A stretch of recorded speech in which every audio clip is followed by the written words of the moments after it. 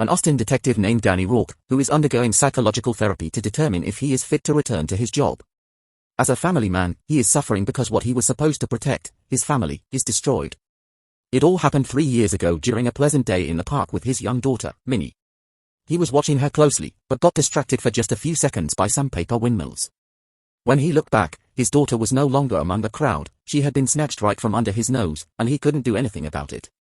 Soon after, the police found a suspect, a disturbed young man who escaped jail because he claimed not to remember kidnapping the girl, despite being in the park at the time.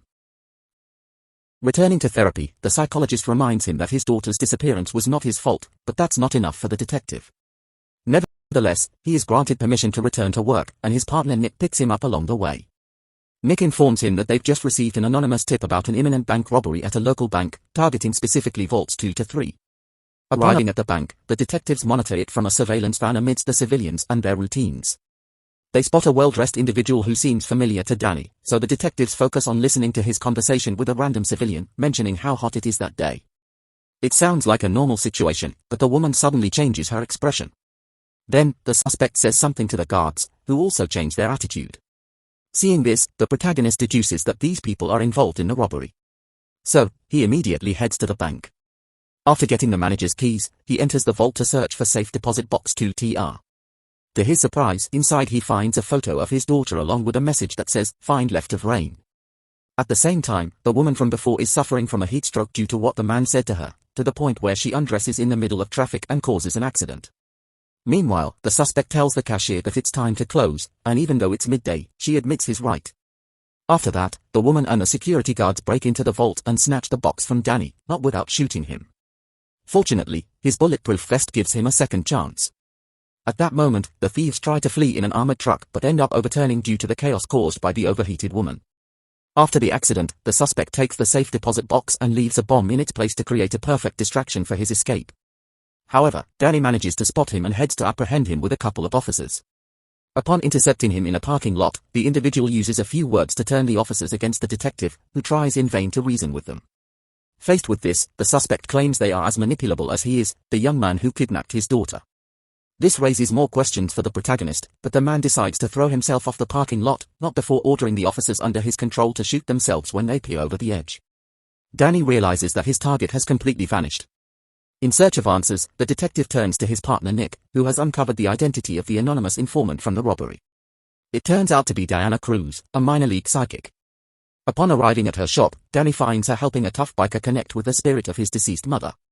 After interrupting the session, the biker stays outside to keep watch, as he is a good friend of the psychic and fears the detective might do something to her, unaware that someone is about to do something to him.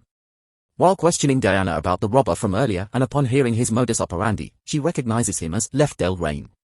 After that, the woman tries to flee, but then the motorcyclist crashes into her shop.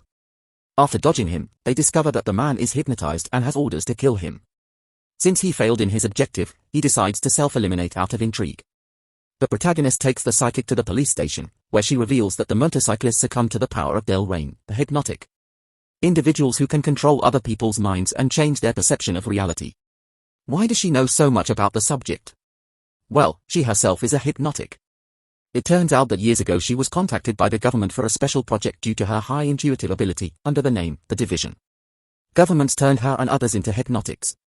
However, Del Rain wanted the power for himself alone, so he revealed himself to the Division, leading to a battle in which Diana managed to apprehend him.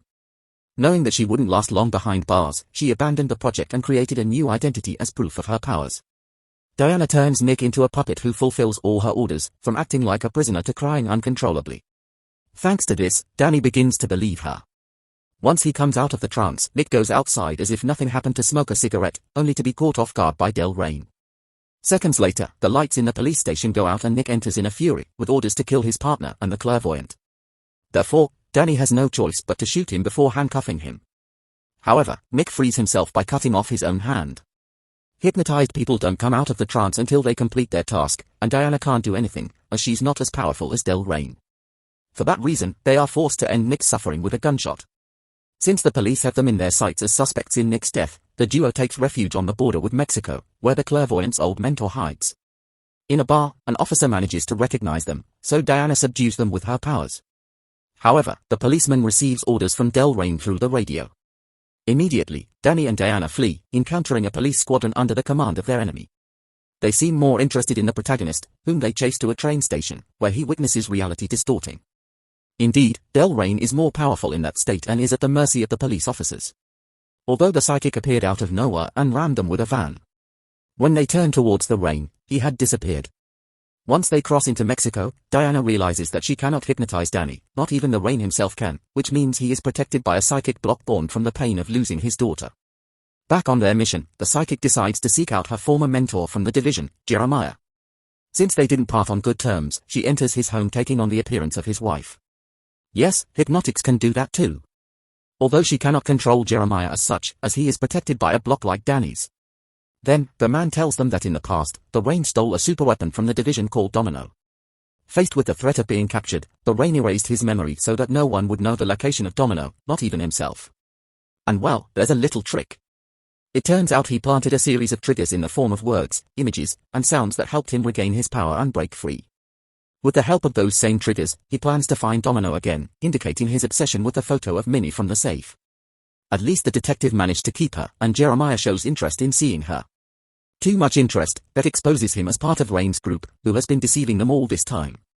Immediately, Dan and Diana flee through the streets of Mexico, filled with hypnotized citizens. Although they manage to dodge the mental illusions created by Rain in time, they find themselves cornered in an alley. Then, their enemy orders a group of policemen to shoot them, but against all odds, the protagonist overcomes Rain's mind control and makes the officers arrest him. That's right, he also has powers and didn't know it.